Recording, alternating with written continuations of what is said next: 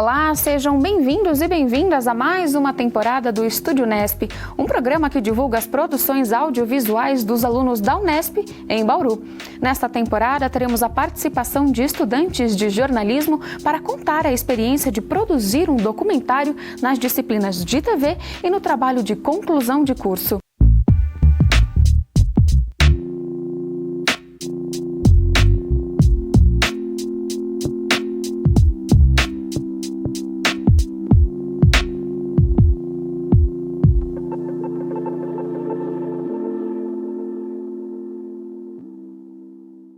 No programa de hoje, vamos conhecer o documentário ASP, que mostra a realidade de quem tem síndrome de Asperger, um transtorno neurobiológico que afeta a forma como as pessoas percebem o mundo e interagem com outras pessoas. Depois da exibição, nós vamos conversar com os produtores do vídeo. Vamos lá?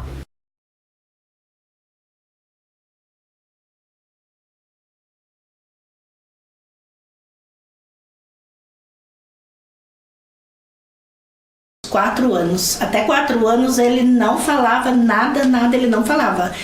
E as atitudes dele, ele saía na rua, ele subia nas coisas, ele corria, descia, ele tinha umas atitudes assim bem... Não parava, ele era bem hiperativo mesmo. E foi aonde que eu fui para a Unicamp. Eu comecei a tratar dele lá. Foi lá que eles me deram esse diagnóstico que meu filho era Asperger. Meu nome é Guilherme, eu tenho 24 anos, atualmente eu estou no 3º ano de jornalismo da Unesp Bauru e eu nasci com síndrome de Asperger.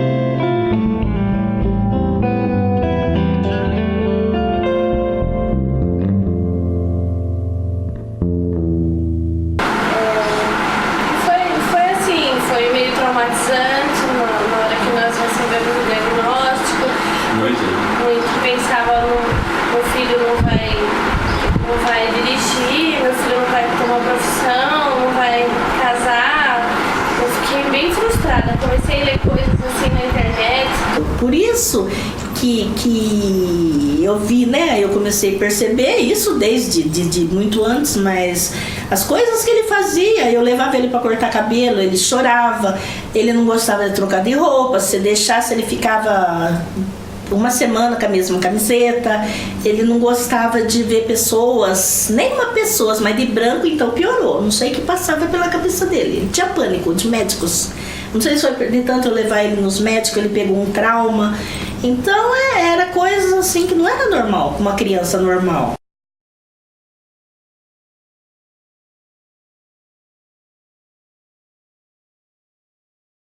Porque na verdade esse lado todo Asperger de ser, isso é cerebral, não é um problema cerebral, mas é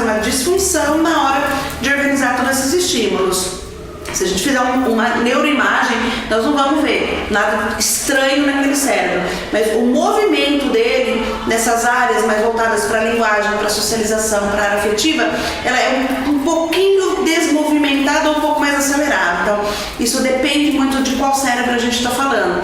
E isso tem total influência no estilo mental, quer dizer, não uma doença mental, mas o que essa mente processa. Isso faz com que a gente tenha hiperfoco, então a gente tem características muito hiperfocadas, na falta de um interesse mais lúdico.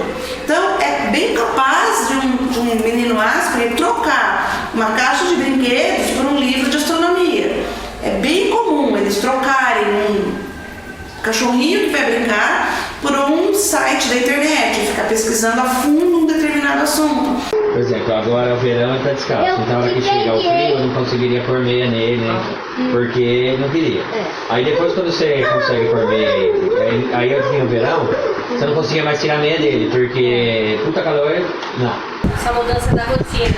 Quando começava a escurecer, às vezes ele ficava chato, ele não gostava que o sol ia embora, que vinha. Ele se incomodava muito com a noite. Se incomodava muito, agora já não mais. Não, isso passou também. E a questão do quente e frio da alimentação ainda é muito Isso não forte, tá resolvido. isso ainda não está resolvido. Ele só come comida quente, a comida tem que estar muito quente.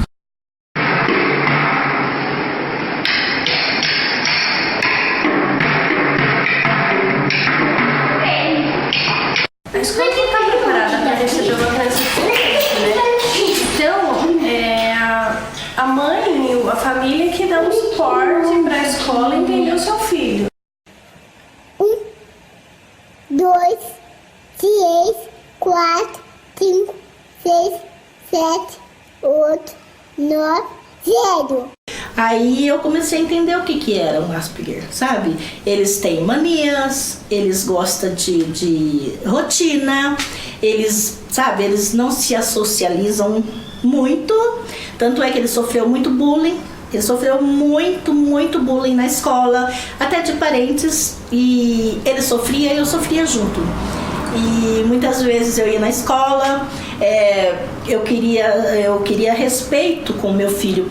Esse lance que a gente chama de teoria da mente, que é eu saber que você sabe sobre coisas, eu entender que você tem alguns pensamentos que podem ser diferentes de mim, eu me colocar no seu lugar, faz com que essa falta desse uso da teoria da mente faz com que o Asperger muitas vezes atravesse as relações sem considerar a pessoa. Mas isso não é falta de educação, isso não é ser vergonhice da pessoa com Asperger.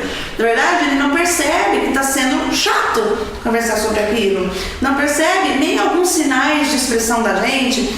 Muitos Aspergers não leem essa coisa e continuam no assunto, continuam falando sobre o pé do pato do tipo tal, da raça tal, né? Mas eu não quero mais saber sobre isso, saber disso. Isso acaba sendo ter um enrosco social que para alguns pode ser bem legal, porque o Asperger é um cara muito agradável. Normalmente a gente fica horas conversando com as pessoas no Asperger, mas desde que a gente fale mais sobre os assuntos que são da área de interesse. Por quê? Eu queria proteger meu filho da sociedade lá fora, sabe? E até que chegou um dia que eu falei, não é por aí. Ou as pessoas aprendem a respeitar, a aceitar ele como ele é, porque eu não posso ficar o resto da minha vida trancada com meu filho dentro de casa. Eu me trancava mesmo, porque eu só não podia ir na casa de ninguém, porque eles não entendiam, só sabia falar que era louco. É louco, seu filho é louco, você tem um filho louco. Os pais não aceitarem, pode ficar muito médico também, né? De alguma forma, né? É complexo. Então eu vejo que assim, a receptividade dos pais tem muito a ver com o jeito que os médicos vão lidar a situação, né? Eu vejo que ela mesmo, sendo da área especialista nisso, ela teve dedos em falar isso com a gente, né? Ela foi dando uma volta.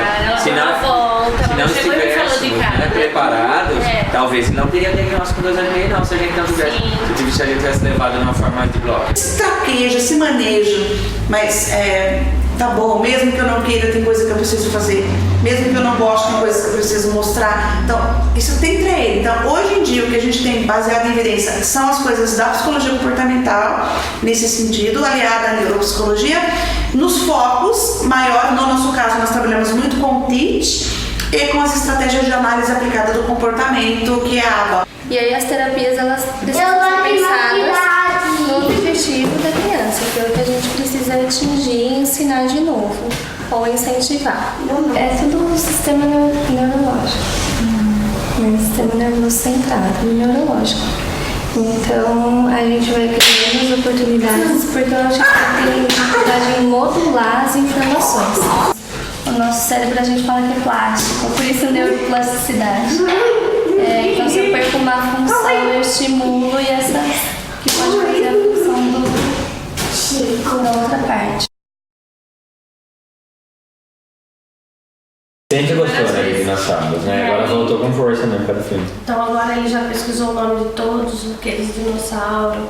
Tem dinossauros que voam, só alguns que voam. Também tem aquáticos e também tem uns terrestres, tem os cenozoicos, sabe? Existem muitos deles. Existem mais de 4.060 espécies de dinossauros. Quantas? 400.000 espécies de dinossauros. O Asperger é um cara muito agradável.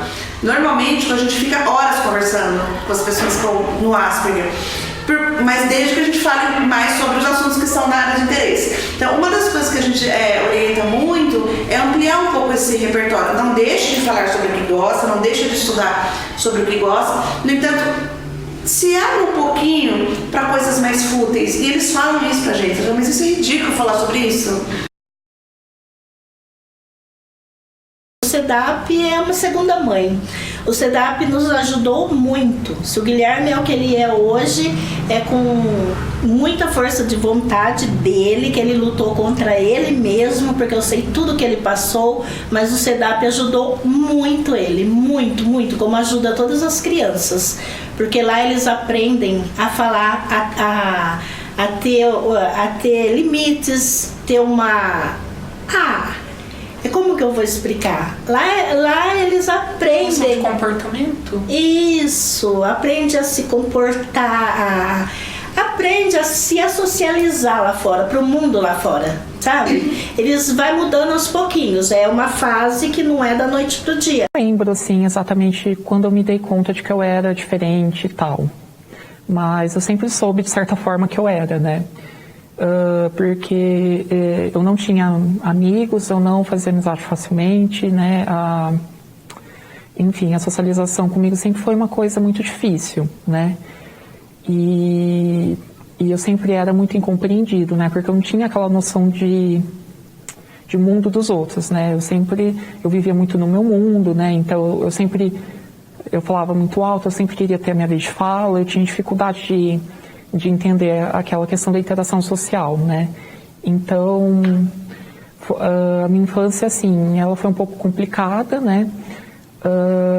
Eu não acho que eu tive uma infância infeliz, é lógico, né? Mas foi uma infância um pouco difícil por causa disso, né? Porque eu não tinha muita essa noção social, então às vezes dava um choque, né? Então eu lembro que uma vez eu estava na primeira série do ensino fundamental e na minha sala tinha uma menina que ela era deficiente auditiva, né? E aí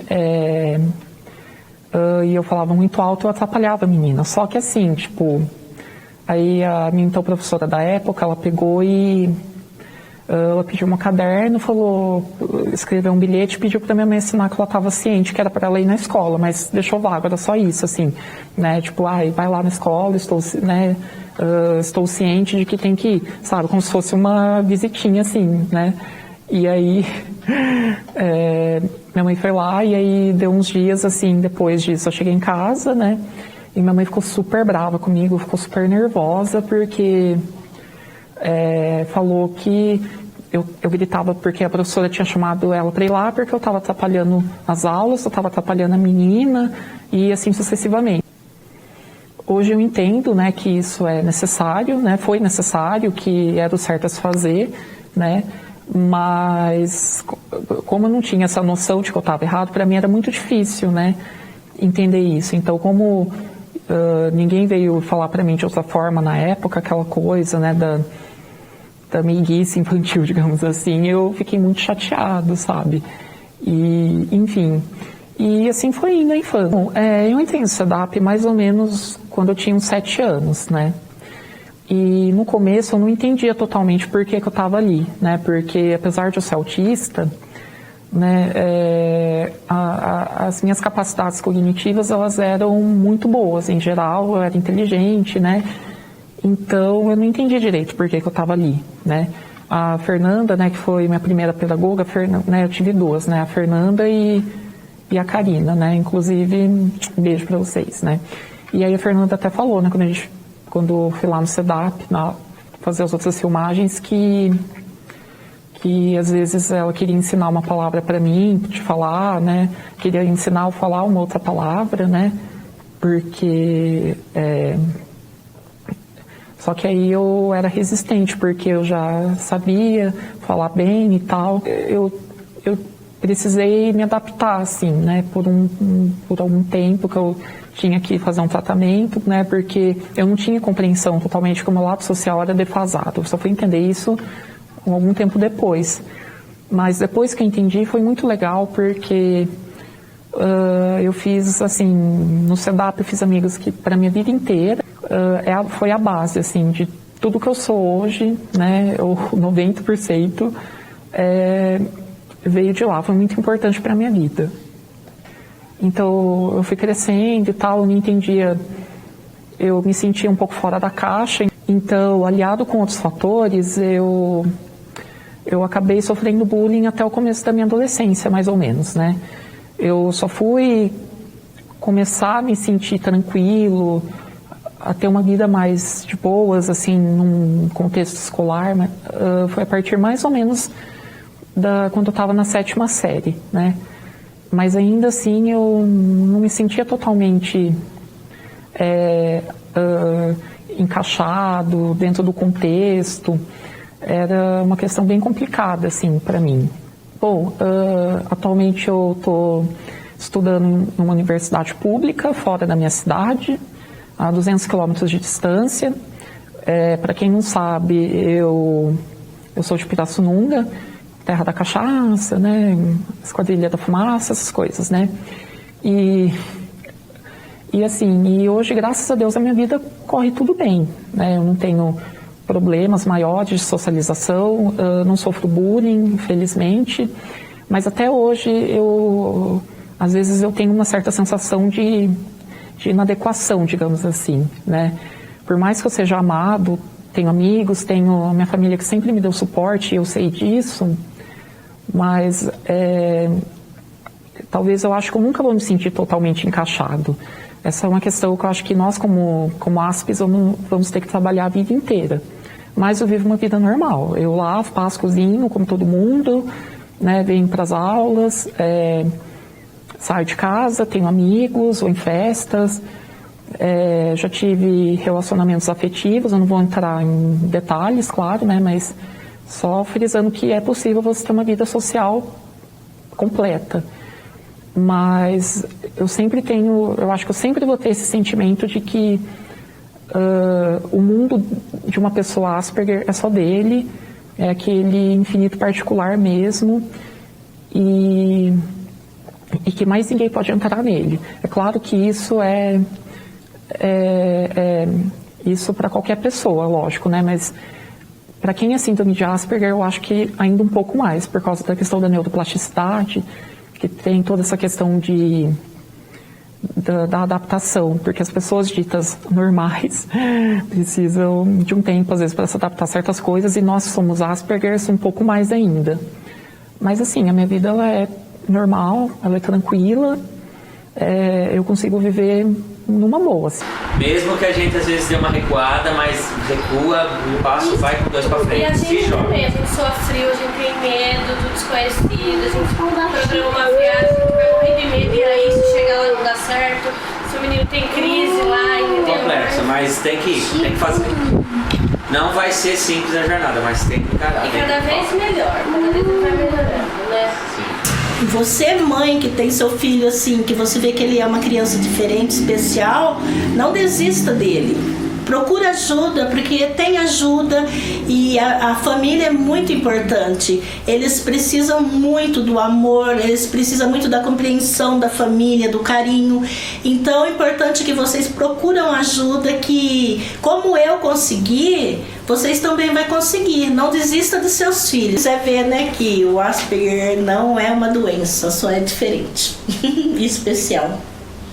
Tenha paciência, tenha fé também. Eu estou falando fé num sentido geral, não estou falando num sentido religioso, mas invista nessa pessoa. E para você que é Asperger, seja você mesmo, assim, é clichê.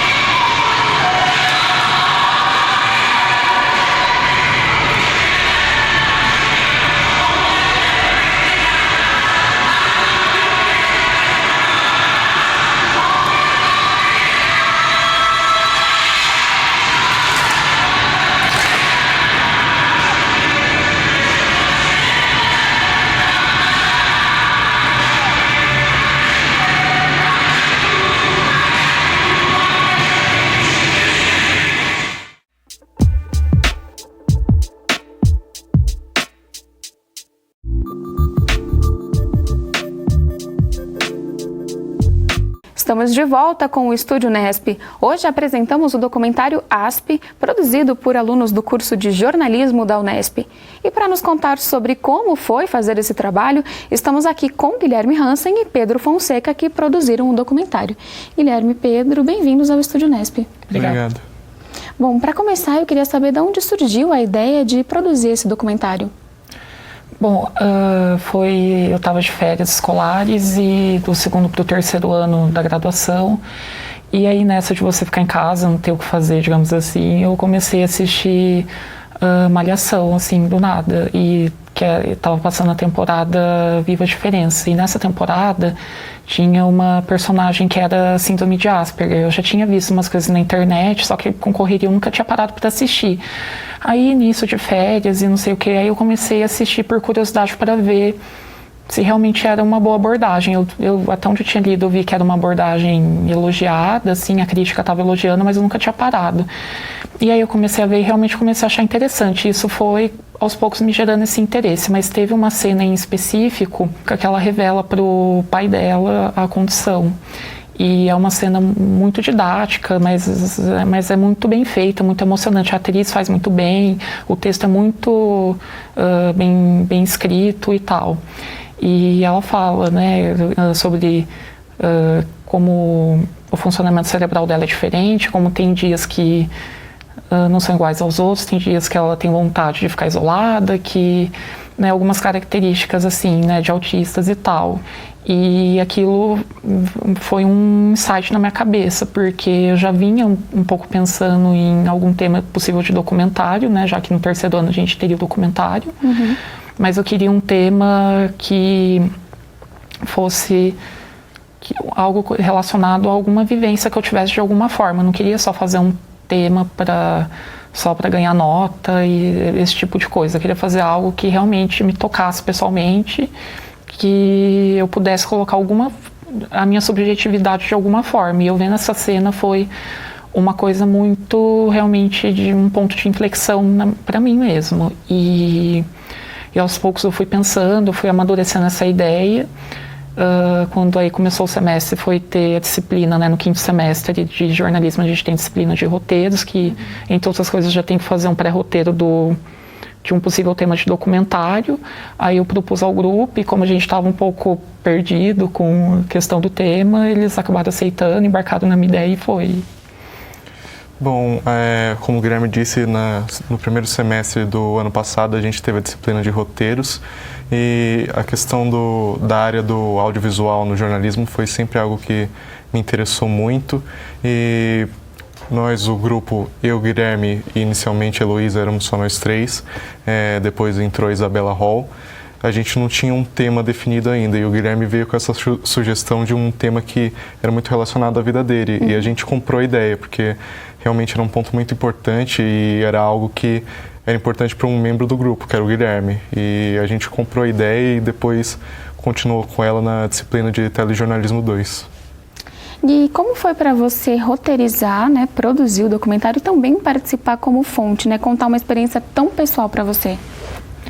Em geral foi super tranquilo, assim, para mim eu nunca tive muita crise, eu sou uma pessoa muito tímida e muito fechada, né, quem me conhece, assim, sabe que eu demoro muito para fazer amizade, para me enturmar e para falar coisas da minha vida para as pessoas. Porém, em geral, eu sempre tive a consciência que isso era uma coisa maior do que eu, sabe, que isso era até uma missão, eu levei muito como uma missão social. Eu não vou negar que eu não tive algumas, não sei se seriam crises de identidade, mas teve uns sentimentos, né, tipo, até onde eu tô indo, né, teve alguns, eu me testei mesmo alguns limites, assim, porque tinha coisas que eu queria ver se eu ia conseguir fazer e no fim eu acabei que eu não consegui, porque uma coisa que eu queria ter feito é ter colocado imagens minhas de arquivo. Só que por razões assim, eu não vou saber explicar especificamente sob um ponto de vista clínico, né? Mas a questão neurosensorial, né, sensorial dos Asperger, dos autistas leves, de forma geral, ela é mais aguçada e cada um tem algum sentido mais acentuado, ou tem mais medo, ou tem certas coisas que irritam mais e tal. E no meu caso tem muito uma coisa da visão, assim, né? De certos estímulos visuais me chocarem muito. E no caso, eu sempre tive muito medo de me ver em fitas antigas, assim, coisas minhas antigas. Então, minha família até sabe disso e tal. Sempre que eles colocavam ou fita, assim, aniversário de 1 ano, eu sempre corria da sala, eu nunca ia assistir, ou coisa até assim, das minhas irmãs, esse tipo de coisa.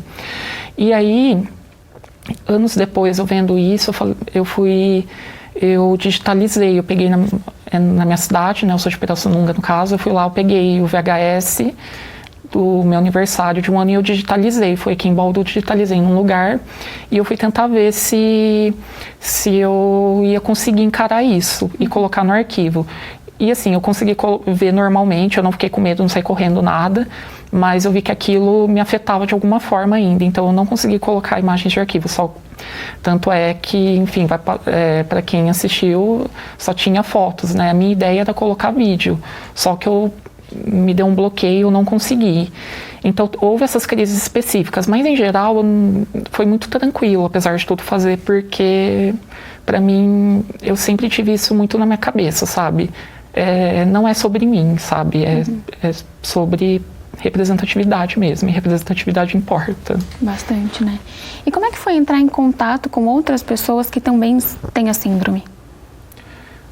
Foi bem difícil, porque assim, as fontes inicialmente que estavam definidas era eu, minha mãe, por consequência, e a Maria Elisa, que é a psicóloga lá do CEDAP.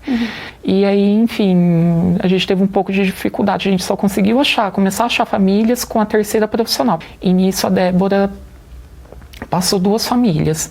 E aí eu fiquei de falar com uma mãe, que era mãe de um menino de 17 anos, se eu não me engano. E eu falei, e ela ficou super reticente, e eu entendo, porque eu lembro assim, até a minha mãe, sabe, quando era ela que para falar sobre coisas da minha vida, ela também era super reticente. E aí a outra família foi Pedro que entrou em contatos, quer falar que foi, enfim, a Tatiana. A família da Tatiana, eles foram sempre muito abertos com a gente, eles percebiam a importância de abordar o assunto, mesmo que fosse um documentário produzido pelos estudantes de uma universidade, não fosse algo considerado ainda muito profissional, eles sempre foram muito dispostos, eles receberam a gente na casa deles, eles ajudaram a gente a falar com a especialista que sempre vê o Theo, cuida dele, acompanha o dia a dia dele, e realmente foi algo muito importante para a gente como estudantes, porque eles sempre se mostraram muito dispostos e ajudaram a gente até o final. E a gente sabe que ainda tem muito preconceito, né, e muito estigma sobre essa síndrome. Vocês acham que falar sobre ela ajuda a diminuir o estigma que as pessoas ainda têm?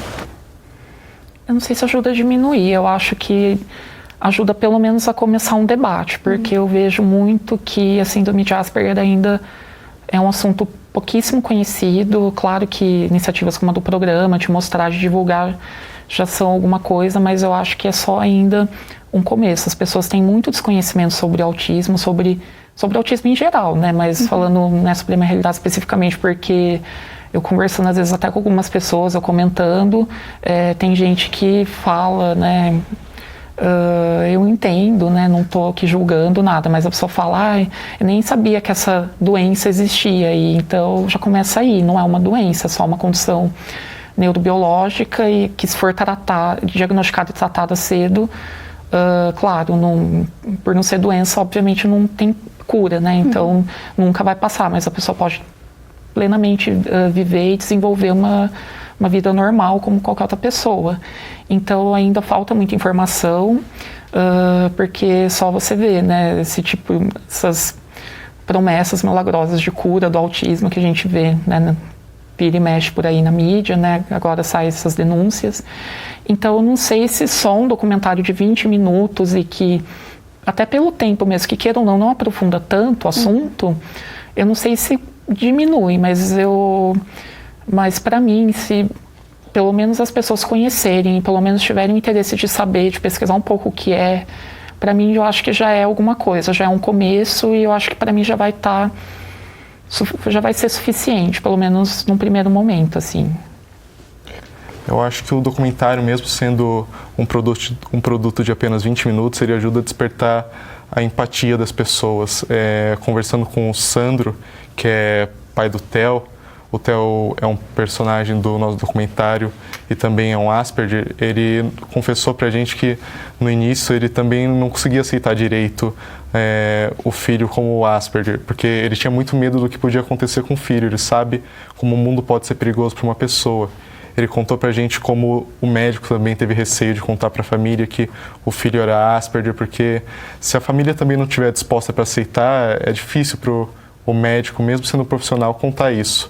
Mas hoje em dia ele fala da importância de como é importante conversar sobre o Asperger, como é importante pelo menos despertar essa noção nas pessoas de que o Asperger é como qualquer pessoa. Ele tem suas dificuldades para lidar com os outros, às vezes mais porque os outros não estão preparados para entender o Asperger como pessoa. Essa conscientização ela é fundamental, né? Sim. Era essa a mensagem que vocês queriam passar com o documentário? O que mais vocês queriam que as pessoas soubessem ao assistir o documentário de vocês? É basicamente isso mesmo, que, como diz aquele famoso jargão, né, que ser diferente é normal, e foi realmente um processo de autoconhecimento, de autoentendimento, e foi uma forma de eu falar para o mundo realmente que não tinha nada de errado comigo. Então foi tudo isso junto, essa coisa de conscientização, mas também foi uma autodescoberta, autoconhecimento. Parece que muita coisa na minha vida fez sentido depois que eu fiz esse documentário. Foi um ponto de inflexão muito importante na minha vida pessoal. Eu acho que é uma questão realmente de... Ele fez com que eu pudesse entender mais os outros. Eu pude entender mais um colega de trabalho que é meu amigo, que eu conheço há 3 anos e eu não sabia que ele era Asperger. Não mudou nada para mim, mas eu pude entender um pouco mais das dificuldades que ele passa no dia a dia. Eu pude entender que é uma condição que não é muito debatida, devia ser mais, pelo menos para criar uma empatia maior no público. E que às vezes é preciso tomar cuidado da maneira como você trata as pessoas, porque você não entende que ela também pode ter umas dificuldades, seja sociais, seja subjetivas, dificuldades que não deixam elas se associar tão bem com os outros. Bom, parabéns pelo trabalho de vocês. Muito obrigada por terem vindo ao Estúdio Nesp hoje. A gente agradece o convite. Agradecemos. O Estúdio Nesp fica por aqui. Reveja este e outros programas da TV Unesp no nosso site e canal do YouTube. Até o próximo programa.